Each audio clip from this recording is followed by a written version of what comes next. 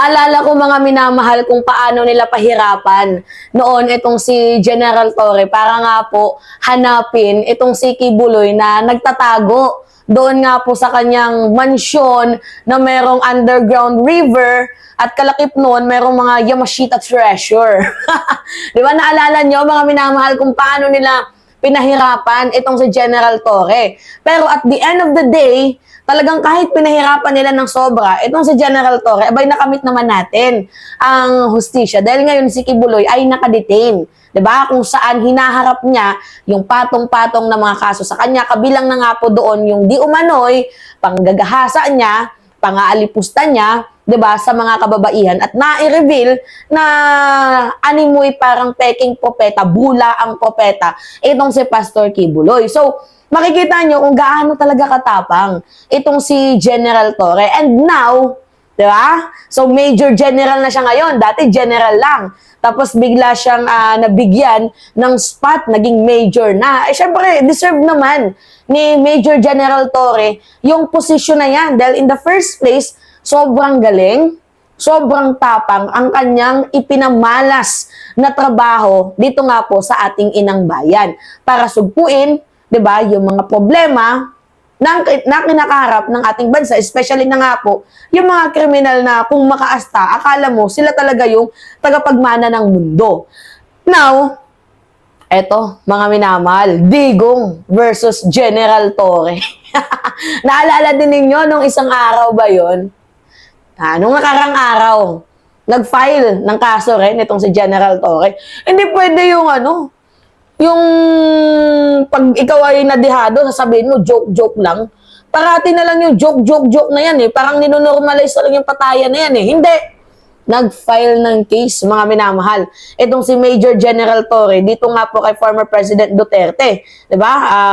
Inciting to sedition or sedition ba yun? Na kanyang ifinay laban dito kay former President Duterte sa ginawa niya nga pong pagbabanta. Diba? Sa humigit kumulang 15 ng mga senador. Buti pa nga si General Torre kumilos eh. Samantalang yung ibang mga senador dyan, okay lang sa inyo na gawing normal yung salitang joke na yan. But anyway, alam naman natin na yung punto doon is para i-normalize. Minamind conditioning na talaga ni former President Duterte, yung mga Pilipino na i-normalize yung salitang patayan para kapag dumating na yung impeachment trial dito kay Vice President Sara Duterte, abay mukhang gagawin din nilang palusot yon. Eh, yung ama ko nga eh. Okay lang sa kanya yung word na patayan eh. O, pinapabayaan nga lang ninyo eh. Pero, dapat, kahit joke lang yon eh, hindi dapat pamarisan. Kasi tingnan ninyo, itong joke na nangyayari na to, ni Digong, parang ina-apply ng mga Pinoy. Diba? Nagjo-joke sila. Nagjo-joke si Digong ng patayan, ina-apply ng mga Pinoy, minonormalize din ng mga Pinoy yung patayan. Tingnan ninyo, dyan sa Malate, may namatay, na naghahanap lang naman talaga ng trabaho, pero ano yung nangyari? Namatay, diba? Pinagsasaksak, pinagbubugbog. So now, ito, syempre dapat hindi rin palagpasin ni General Torre yung AJK, yung patayan na ginawa noon ni former President Duterte. Alam niyo, ito nga lang yung nakakapagtaka eh. Bakit yung mga pulis, kagaya ni Faeldon, kagaya ni Taguba, 'di ba? Bakit sila yung nagde-defend ng sarili nila? 'Di ba pinangako yun noon ni former President Duterte? Pinangako niya eh. 'Di ba? Anong pangako niya? Sagot niya lahat. 'Di ba? Gets ninyo? Sasagutin niya lahat, anumang kaso. Kabi sila ni former President Duterte. Abay, bakit parang iniwan sila ni Digong, mga minamahal, sa ere? Diba? Ba't parang iniwan sila ni former President Duterte sa ere? Sila yung nagsasuffer sa utos ni Kadigungan. Okay, tingnan nyo to Sabi dito, there is no closure kung walang justice. Ang prinsipyo ko rito, ayusin natin ang pag-imbestiga no matter kung sino ang tatamaan. Tapang. Yan yung gusto natin mga minamahal kay General Torre, matapang, 'di ba? No matter what kung sino ang tatamaan. At the end of the day, we have to give justice sa mga victims nito. Exactly. Gaano ba kadami yung namatay? Humigit kumulang 30,000 na mga Pilipino. Tapos karamihan pa doon, mga nakachinelas, sleepers, tawag dito, mga nakachinelas ng mga tao, wearing sleepers. Alam niyo yun yung mga nakachinelas? Mga mahihirap, di ba? Mga minimum wage earner, mga lower income earner, di ba? Kagaya ng pintor, tricycle driver, construction worker, di ba? Wala man lang nahuli mga malalaking tao. Wala. Meron si Dilima, pero fabricated naman. Hindi naman natin makukonsider na drug lord ang isang tao dahil ginawa nila ng plantang ebidensya. At pag-aamin na din yan, ni former President Duterte nung siya ay prosecutor. Mahilig siyang magtanim ng ebidensya. Alright, sabi dito, we will pin him down with hard evidence. Yan yung gusto ko.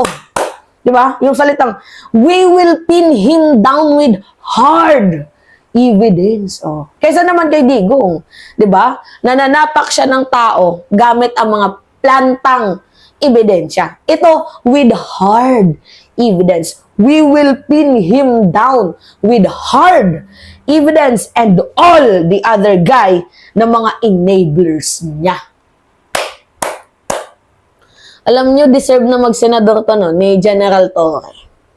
Oo. Pro-life, pro-justice, pro-human, di ba? Pro-human life, pro-justice, pro-life.